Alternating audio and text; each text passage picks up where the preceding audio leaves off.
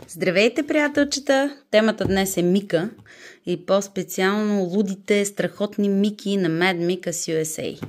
Първо ще ви покажа два цвята, които ги нямаше налични. Вече са налични в сайта за поръчка. Много харесвания от всички Pow Pow Purple. Страхотно лилаво. Не мога да точно синьо лилаво. В интерес на истината на камерата изглежда повече синьо, но си е лилаво. И киселото лимонче. Sour Lemons. Това е абсолютен хит в цветовете. И сега новите 5, които много скоро ще видите в сайта. Daydream. Много красив син. Нежен млечно син нюанс. Така изглежда. Marigolds, който съм го харесала заради приближаващия тиквен сезон. Ние имаме pumpkin цвят, т.е. цвят тиква. Това е просто още един нюанс. Garden Party. Допълваме зелените.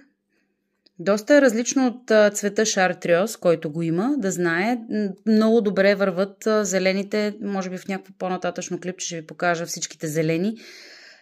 Много красиво стоят в сапун и студен метод, когато се правят на слоеве. Вуду магията.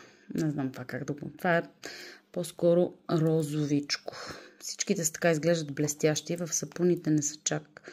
Не всички са така блестящи в сапуните, но са изключително ярки и изключително наситени и красиви цветове. Който ги е ползвал, може да потвърди. И абсолютно е мой фаворит. Ще кажете, пак е бяло, бе, Вяра. Пак, ама вижте го. Blue Moon. Това наистина не е от моето осветление, така дето си не е. Самият цвят е такъв.